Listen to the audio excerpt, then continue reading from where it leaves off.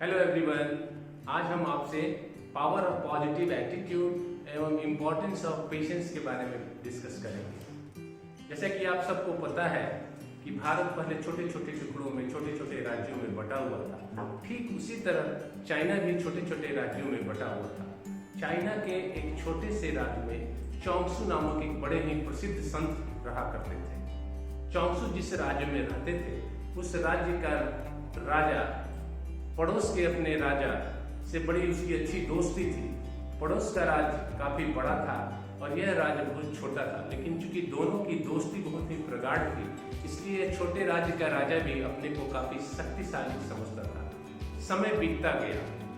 समय के साथ एक समय ऐसा भी आया कि दोनों राज्यों में दुश्मनी हो गई और पड़ोसी राज्य ने यह डिसाइड किया कि वो छोटे से राज्य पर हमला करेगा।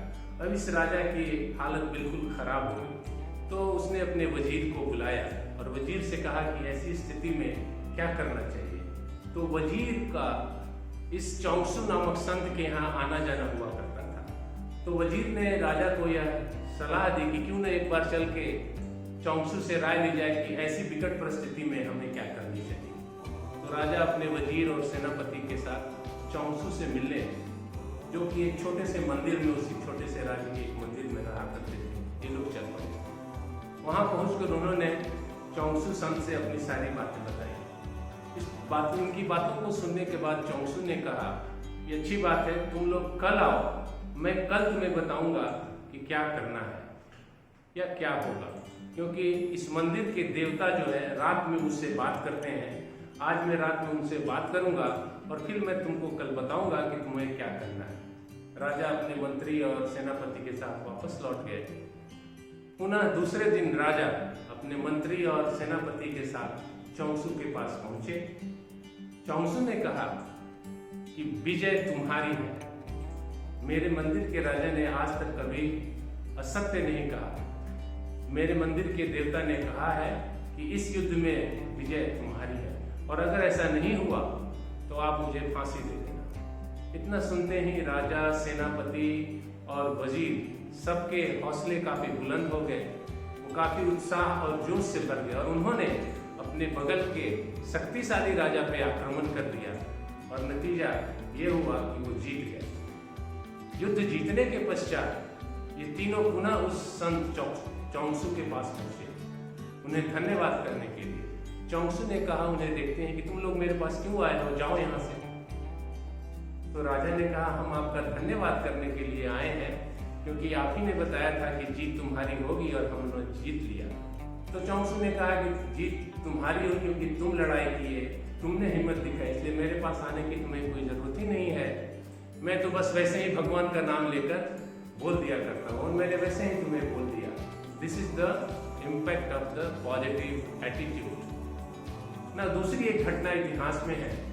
1789 में जब फ्रेंच रिवॉल्यूशन हुआ, 1781 तक फ्रेंच फाइनेंशियली बैंकरप्ट हो गया था। जैसा कि आप सबको मालूम है, अगर पैसा नहीं तो घर चलाना मुश्किल होता है, और वैसी परिस्थिति में अगर किसी राष्ट्र के पास पैसा न हो तो राष्ट्र को चलाना कितना मुश्किल होगा। 1789 में फ्रेंच रिवॉल्यूशन हुआ। Financial anarchy, political anarchy, economical anarchy, और वैसी विकट परिस्थिति में Australia has declared war against France. बहुत ही विकट परिस्थिति, लुई 16 को बंदी बना लिया गया। ऐसी परिस्थिति में एक साधारण परिवार से एक बच्चा निकल कर आया जिसका नाम था नेपोलियन। नेपोलियन को कमांडर इन चीफ बनाया गया। उसके पश्चात नेपोलियन ने जाकर अपने सैनिकों से जाकर वो मिला और उनको ये बोला कि मैं देवता का पुत्र हूं, I am the blessed son of the God, आओ मेरे साथ। नेपोलियन के इस संबोधन से काफी जोश आ गया उनके सभी सैनिकों में, और वो सारे ऑस्ट्रिया पर चढ़ाई कर दिए और नेपोलियन विजयी हुआ। You can see the impact of the positive attitude. अभी तक हमने ये देखा कि पॉजिटिव एटीट्यूड कितना हमारे लिए पॉजिटिव रिजल्ट लेकर के आती है। हम अब देखते हैं कि पेशेंस का हमारे जीवन में क्या महत्व है। 2 संत तपस्या कर रहे थे। एक संत काफी सीरियस होकर के तपस्या कर रहे थे और दूसरे जो संत थे वो तपस्या करते हुए नाचते गाते अपना तपस्या कर रहे थे। संयोग से उसी दिन आकाश मार्ग से ईश्वर भगवान विष्णु और नारद जी गुजर रहे थे। तो इन दोनों को देख करके नारद जी के मन में यह प्रश्न उठा। उन्होंने ईश्वर से पूछा कि हे प्रभु, इन दोनों में आप पहले किसको दर्शन देंगे? भगवान विष्णु ने कहा कि तुम जाकर के यह बात उन दोनों को कहो, उसके बाद तुमको पता चल जाएगा कि किसको दर्शन ईश्वर के होंगे। तो नारद जी इन दोनों के पास आए और ईश्वर का बताए हुए बात उन्होंने पहले दूसरे वाले संत से कहा, जो कि पूरा नाचते झूमते हुए ईश्वर की आराधना कर रहा था। उसने उस संत से पूछा कि क्या कर रहे हो?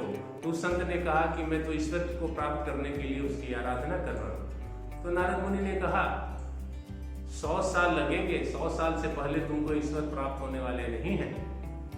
तो उस संत ने क्या जवाब दिया, आप सुनकर भी आश्चर्यचकित हो जाएंगे। बस 100 साल, यानी ईश्वर का दर्शन मेरे को 100 साल बाद होंगे?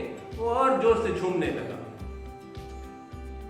इसके पश्चात वो दूसरे संत के, पहले वाले संत के पास पहुंचे और उस संत के पास जाकर उन्होंने कहा कि क्या कर रहे हो? उन्होंने कहा कि ईश्वर को प्राप्त करने के लिए मैं प्रार्थना कर रहा हूँ। तो नारद मुनि ने बताया कि तुम्हें 100 साल लगेंगे ईश्वर को प्राप्त करने में। जहां ही उस संत ने सुना कि मुझे 100 साल लगेंगे ईश्वर को प्राप्त करने में, वो कमंडल वहीं छोड़ करके चल उठा कि 100 साल कौन इंतजार करता है। Now with this story you can understand the power of patience. अगर जीवन में हम धैर्य रखें और पॉजिटिव एटीट्यूड के साथ काम करें तो सफलता हमारे कदम अवश्य चूमेगी। जय हिंद।